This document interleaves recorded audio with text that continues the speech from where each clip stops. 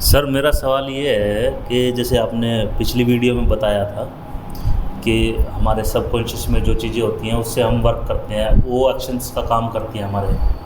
हम अपने सबकॉन्शियस में कैसे बातें डालें, ऐसा कोई तरीका हमें बताएं। इसमें दो तीन तरीके हैं जो इंडियन फिलॉसफी से निकलते हैं।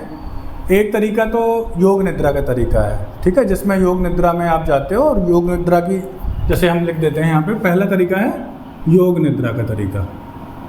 योग निद्रा के और भी फायदे हैं, लेकिन ये वाला तरीका है संकल्प लेने के लिए हम योग निद्रा को यूज़ कर सकते हैं। जैसे मान लीजिए हमारा ये वाला पार्ट जो है कॉन्शियस पार्ट है जी, कॉन्शियस पार्ट है, ठीक है। अब इस पार्ट में कोई बात आपको समझ में आ चुकी है कि ये बात मुझे करनी है, ठीक बात है। तो जब कॉन्शियस में कोई बात हमें समझ में आ गई है, हम उसको चाहते हैं कि वो एक्शन में बदल जाए। तो एक्शन में बदलने के लिए हमें ये अनकॉन्शियस में लेके आनी है, इस बात को अनकॉन्शियस में लेके आनी है। तो हमें क्या करना है, यहाँ पे स्पेस बनाना है जिससे कि ये बात इधर चली जाए, ठीक है। ये स्पेस कैसे बनेगा, इसका एक तरीका है। योग निद्रा क्या करती है, अपने उसका एक तरीका है, उसमें आपको न सोने की अवस्था न जागृत अवस्था, उसके बीच की अवस्था में ले जाएगी।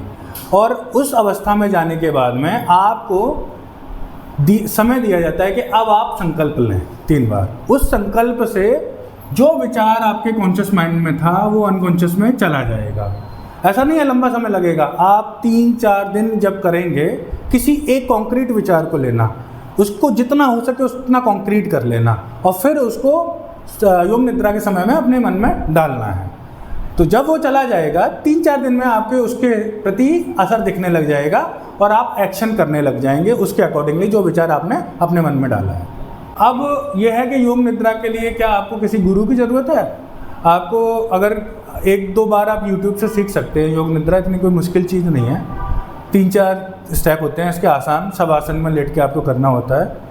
और आप चाहें तो YouTube पर 1-2 किसी ऐसे लोगों के, आप शिवानंद जी हैं ऋषिकेश के, उनका योग निद्रा पे अच्छा वीडियो है YouTube पे, वो आप देख सकते हो और उसको अप्लाई कर सकते हो।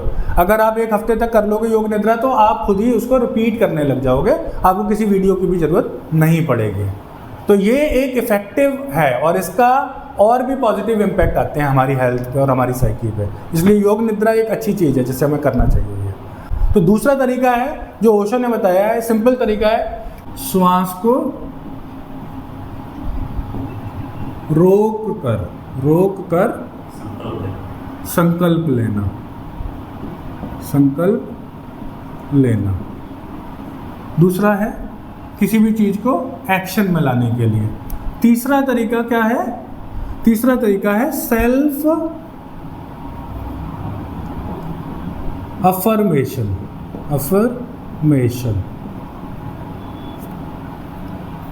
इसको हम मंत्र के द्वारा भी करते हैं। मंत्र इसी से ही जुड़ा हुआ है, जो हम किसी चीज़ को मंत्र बना के कहते हैं ना, इस चीज़ का आप मंत्र बना लो। तो ये जो है दूसरा तरीका, ये सबसे आसान तरीका है। इसमें क्या करना है, आप कोई भी चीज़ अपने मन में डालना चाहते हैं, आपको करना सिर्फ ये है कि श्वास को उस हद तक रोकना है जहाँ पे आपको बिल्कुल लगे कि अब तो बस मैं मरा, और वहाँ पर अपने अंदर वो विचार डालना है जिसको आप चाहते हो कि आप अपने जीवन में अप्लाई कर सको, उसको जीवन में व्यवहार में ला सको। सिर्फ इतना करना है आपको, सांस को रोकना है और उस विचार को गहरे से, जब बिल्कुल लगे कि हाँ अब तो मैं मर जाऊँगा, सांस नहीं ले पाऊँगा, उस समय उस विचार को डालो और फिर सांस ले लो।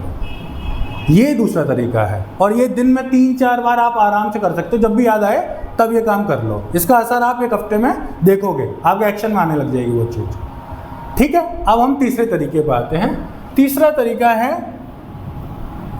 तीसरे तरीके में आपको क्या करना है कि आपका कॉन्शियस विचार है, उस विचार को सही शब्दों में फॉर्मुलेट करो, सही शब्दों में फॉर्मुलेट करो कि आप एग्जैक्टली क्या चाहते हो। और उस फॉर्मुलेशन को करने के बाद उसको जब भी याद आए बार बार आप उसको दोहराएं।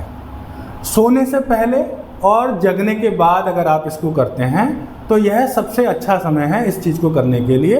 बाकी दिन में आप जब भी आपको 5 मिनट 2 मिनट का भी समय मिलता है तो आपको उस फॉर्मुलेशन को बनाना है, उसके शब्द डिसाइड करने हैं बहुत सोच समझ के, जो एग्जैक्ट शब्द आप अपने मन में गहरे में ले जाना चाहते हो, जिनको आप एक्शन में ले जाना चाहते हो, उसमें जितना आप स्पेसिफिक हो जाएंगे उतना अच्छा है। जगह और स्थान भी उसमें जोड़ दें, जो चीज़ आप करना चाहते हैं, तो वो चीज़ इफेक्टिव हो जाएगी आपके लिए।